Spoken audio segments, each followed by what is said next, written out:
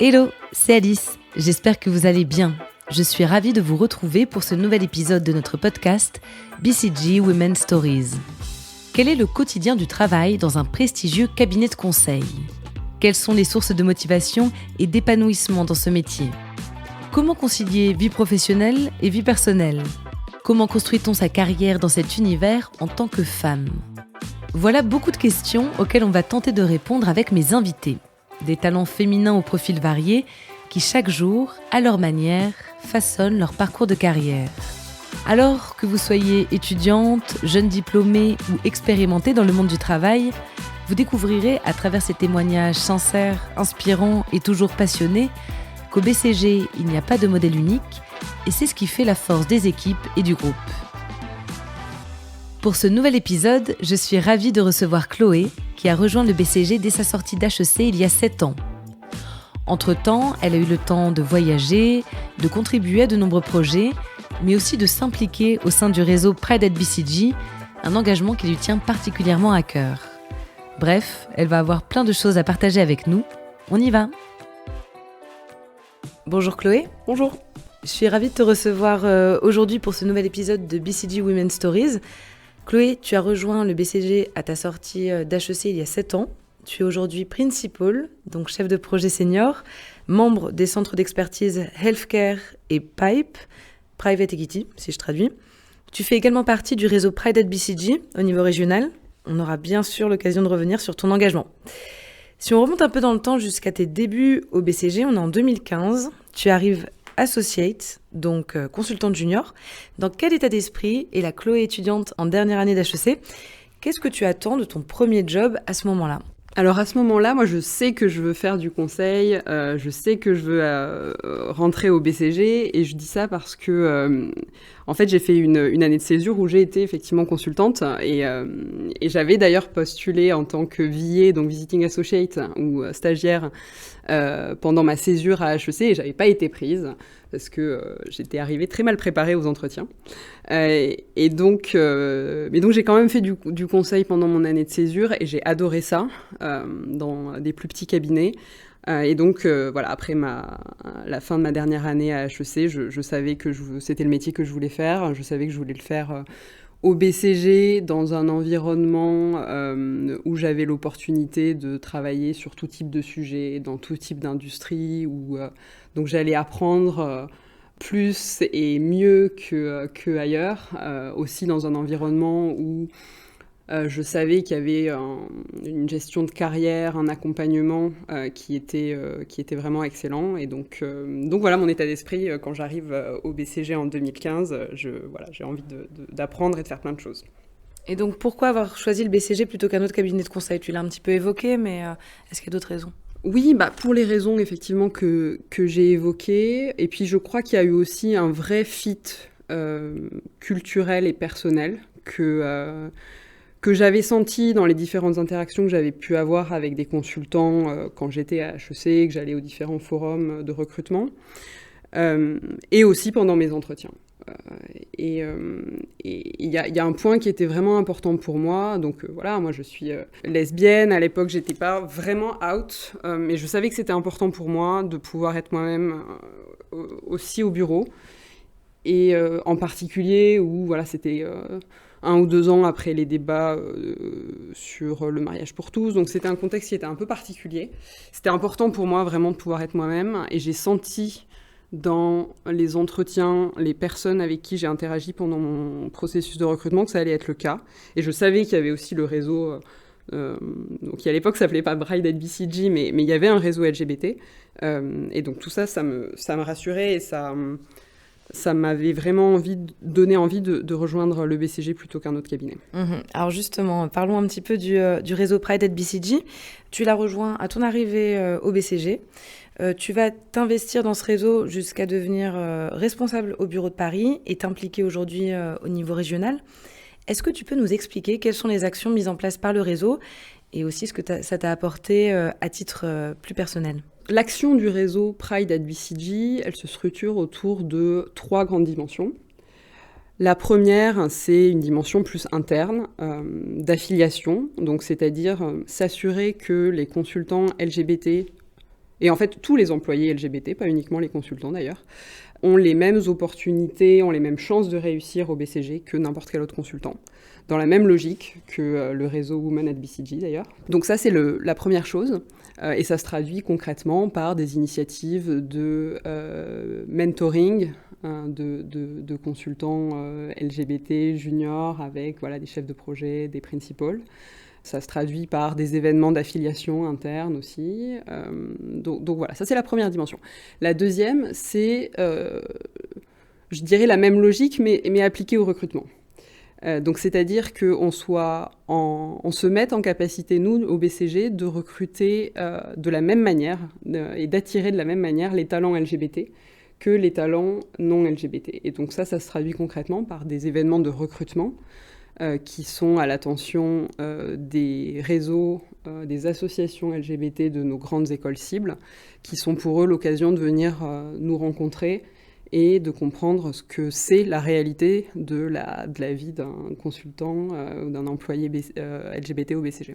Et la troisième chose, c'est toutes les actions qu'on peut faire pour faire en sorte de faire avancer l'égalité des personnes LGBT aussi en dehors du BCG. Et donc ça se traduit par des études, des rapports qu'on publie, mais aussi des missions pro bono. L'an dernier, on a fait une mission pour l'association Le Refuge, et on en est très fiers. Le Refuge, c'est une association qui permet d'apporter du soutien et un logement aux adolescents et aux jeunes adultes qui ont été rejetés de leur foyer familial après avoir fait leur coming out. Et donc on a fait un projet très, très important et très transformant pour eux. Et voilà, encore une fois, on est vraiment très fiers d'avoir fait ça. Et sur le plan personnel ? Sur le plan personnel, ce que ça m'a apporté, et ce que ça m'apporte encore aujourd'hui au quotidien, c'est déjà l'assurance d'être dans un environnement qui est safe, dans lequel je peux être complètement moi-même. Ça m'a aussi permis de rencontrer, que ce soit à Paris, mais aussi ailleurs dans le réseau BCG, des rôles modèles, hommes, femmes, LGBT. Et c'est finalement le premier environnement professionnel dans lequel j'ai pu faire ce genre de rencontres. Ça m'a beaucoup enrichi personnellement. Au-delà de m'avoir enrichi personnellement, ça m'a fait rencontrer des personnes dont je suis aujourd'hui encore très proche. Et je pense que au BCG, mais ailleurs, c'est une composante hyper importante de notre carrière, et puis de notre évolution personnelle. Et puis, peut-être, dernière chose, moi, ce que ça m'a apporté, encore une fois, d'un point de vue très personnel, c'est, sachant qu'on est dans un environnement safe, c'est aussi la possibilité de s'épanouir et de se développer au même titre que n'importe qui. Et ça, je pense que j'en ai eu l'intuition, a priori, quand j'ai postulé au BCG, en me disant que parce que ce réseau existait, sans doute ça marcherait mieux pour moi. Et voilà, maintenant, 7 ans après, je confirme l'intuition. Au fil de tes années au BCG, tu évolues. Tu passes consultante senior, puis chef de projet. On l'a évoqué dans les épisodes précédents, ce sont 2 métiers assez différents. Comment se passe l'évolution ? Comment ça se passe concrètement, ce passage de grade qui peut peut-être être le step le plus difficile à faire au BCG ? Alors au BCG, effectivement, il y a plusieurs grades. Alors les 3 grands rôles, je dirais, c'est donc le rôle de consultant, puis le rôle de chef de projet, et puis le rôle de partenaire. Et en fait, j'ai envie de dire, sur chaque rôle, il y a plusieurs étapes. Et je pense qu'il y a une vraie différence entre le rôle de consultant junior, le rôle de consultant senior, et puis la même chose sur le rôle de chef de projet et principal, qui est donc chef de projet senior. Et à chacune de ces étapes, au BCG, on est extrêmement bien accompagné, que ce soit via du training, que ce soit par le choix des projets sur lesquels on est staffé, et donc l'environnement dans lequel on va être amené à évoluer, et que ce soit le rôle de nos managers directs, donc que ce soit chef de projet ou que ce soit partenaire quand on est chef de projet, pour nous aider à bien prendre le rôle et à nous développer au quotidien et aussi à nous projeter dans le prochain rôle. Et si je reviens sur les différents rôle au BCG, et en commençant par le rôle de consultant, moi je vois, et aussi en tant que manager, vraiment une grosse différence, enfin une vraie différence en tout cas, entre le rôle de consultant junior, donc associate, et le rôle de consultant senior, donc consultant. Pour moi, ce qui est attendu d'un associate, c'est donc bien sûr d'être responsable d'un vrai module sur le cas, mais c'est vraiment d'apprendre donc sur le fond, mais d'apprendre aussi sur la méthode de problem solving, analytique. Et donc c'est d'arriver à développer une boîte à outils qui permet d'être tout terrain. Le rôle de consultant, pour moi, il est vraiment différent, dans le sens où ce qui est attendu, c'est beaucoup plus d'autonomie. Aussi la méthode de résolution, presque parfois l'invention de la méthode de résolution des problèmes. Sur aussi l'interaction avec des clients de plus en plus seniors. Et puis ce qu'on attend aussi d'un consultant senior, c'est parfois d'être capable de sortir de son module pour être un peu un bras droit de son chef de projet, pour aider des membres de l'équipe qui sont plus juniors. Et donc même si la nature du rôle reste la même, la manière de travailler au quotidien et les attentes sont quand même assez différentes. Ensuite, il y a le rôle de chef de projet. Donc chef de projet, project leader ou PL chez nous. C'est un rôle de manager. C'est le vrai premier rôle de management. Et donc c'est un vrai changement, effectivement. C'est un rôle de management des équipes, mais c'est aussi un rôle où on est beaucoup plus en direct avec les clients. Et en fait, où on se met au centre de tout le projet, au centre aussi de toutes les contraintes du projet. Donc c'est un vrai rôle qui n'est pas facile. Enfin, en tout cas, moi, que j'ai trouvé passionnant, mais c'est une vraie étape. Et puis ensuite, il y a le rôle de principal. Alors, moi, j'ai été surprise, en fait, quand je suis passée principal, de voir que c'est encore, effectivement, une autre étape. C'est pas juste chef de projet avec un peu plus d'années derrière soi. C'est un rôle où on passe d'un rôle de consultant à de plus en plus un rôle de conseiller. On est plus amené à être dans des interactions avec les clients qui sont aussi au-delà du projet, qui sont sur des enjeux à plus long terme. On épaule beaucoup plus les partenaires dans le business development, donc dans cette même logique. Et puis, vis-à-vis des clients et des équipes aussi, on a effectivement une posture un peu plus senior, qui fait qu'on travaille un petit peu différemment. Et puis ensuite, il y a le rôle de partenaire. En 2018, tu décides de partir en transfert en Suède. Est-ce que tu peux nous raconter comment ça s'est passé ? Est-ce qu'il y avait une offre interne au bureau de Stockholm ou est-ce que chaque personne peut choisir sa destination ? Alors, dans mon cas particulier, j'avais fait beaucoup de missions avec la practice private equity au bureau de Paris et il se trouve qu'il y avait aussi beaucoup de besoins de consultants dans cette même practice au bureau de Stockholm. Et donc, ça a été très simple pour moi d'aller à Stockholm pendant 18 mois dans ce cadre-là. Mais ce qu'il faut savoir, c'est qu'au BCG, il y a plein d'opportunités pour partir à l'étranger. Que ce soit sur un staffing en particulier, et moi ça a été mon cas, par exemple, j'ai été staffée sur un projet en Australie. Et donc l'un n'exclut pas l'autre, je dirais. Et puis ensuite, il y a des parcours plus balisés dans le cadre de programmes de transfert, par exemple le programme Associate Abroad ou Ambassadeur. Ou des transferts temporaires, des transferts définitifs. Donc voilà, il y a plein de possibilités si on veut bouger, si on veut aller rencontrer d'autres manières de travailler et d'aller à l'étranger, c'est tout à fait possible et ça se fait assez facilement. Justement, quelle manière de travailler as-tu rencontré là-bas ? Qu'est-ce que tu retiens de ces 18 mois d'expatriation ? Moi, j'ai adoré mon transfert au bureau de Stockholm. J'étais senior associate et donc j'avais assez peu interagi avec des bureaux différents pendant ma première année au BCG. J'avais été surtout staffée en France. Et il y a une vraie grosse différence de culture entre les Français et les Suédois. Donc ça a été un vrai apprentissage pour moi. Et ça s'observe sur quel point ces différences ? Est-ce que tu aurais un exemple ? Il y a de vraies différences culturelle entre les Français et les Suédois. Alors c'est un peu cliché ce que je vais dire, mais il y a une vraie culture du consensus qu'on a beaucoup moins en France et à laquelle j'ai dû apprendre à me plier. Mais je pense que ça a aussi beaucoup influencé mon style de management aujourd'hui. Donc ça, c'est une première chose. Et puis moi, ce que j'ai énormément apprécié en Suède, c'est leur capacité à concilier à la fois une expertise très pointue sur les sujets de fond, une manière de travailler dans l'horizontalité, et c'est naturel. Et puis aussi une attention portée à l'équilibre vie pro, vie perso. Et moi, ce que j'ai vraiment adoré en Suède, au BCG, c'est que tout ça se fait de manière très naturelle. C'est absolument pas forcé, ça passe pas par des process, ça passe par tout simplement la culture. Et comment tu as vécu ton retour à Paris ? Ah, très bien.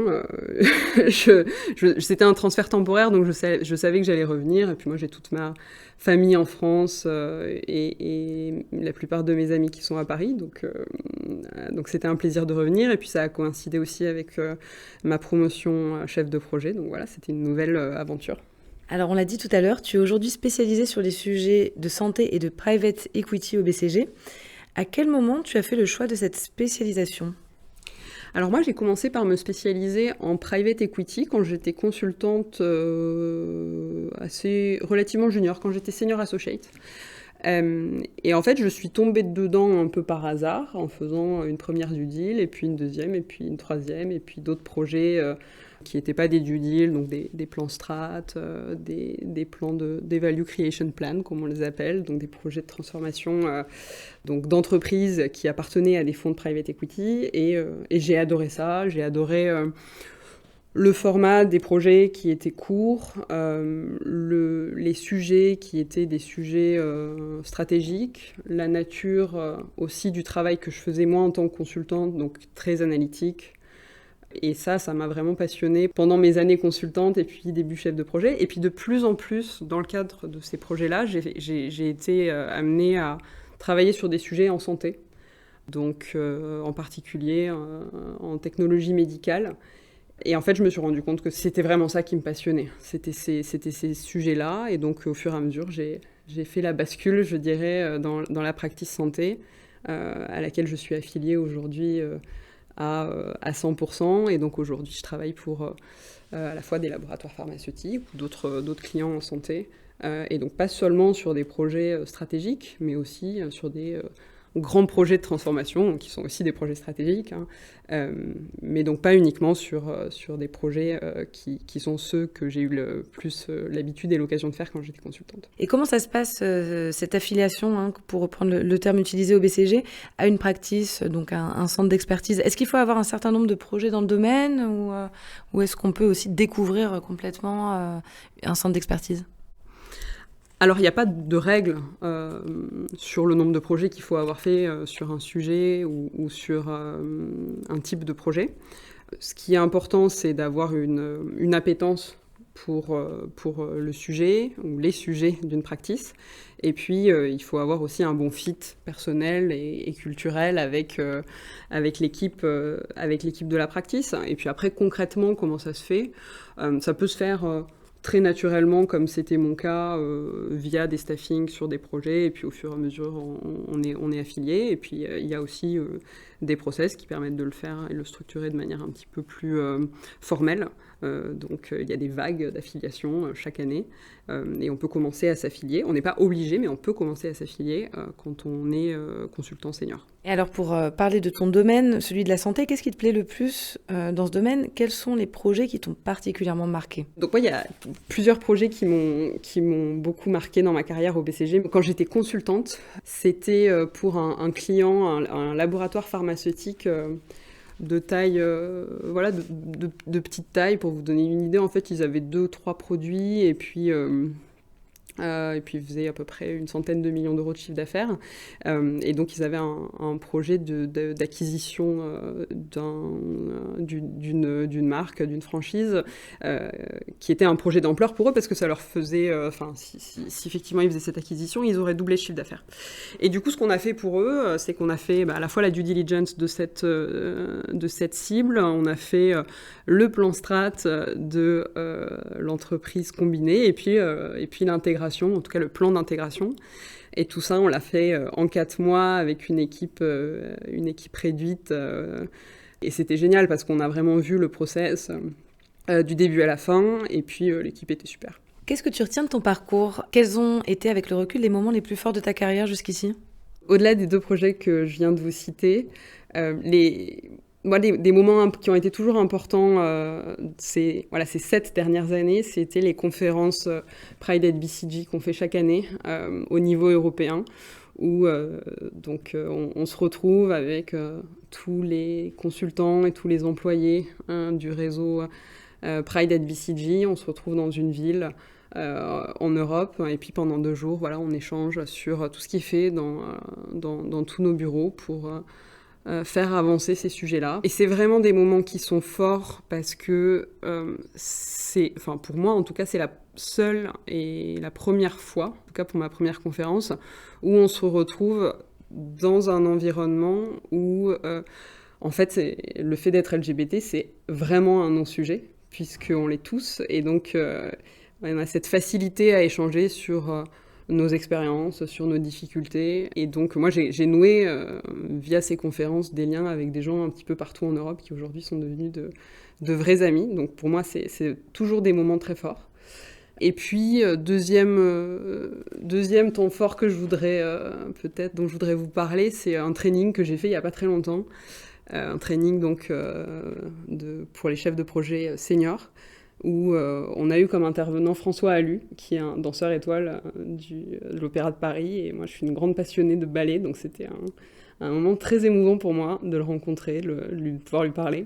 Et puis c'était juste avant qu'il soit nommé danseur étoile, donc voilà, c'était génial, j'étais ravie. Quel conseil tu donnerais aujourd'hui à une personne LGBT qui souhaiterait rejoindre le BCG ?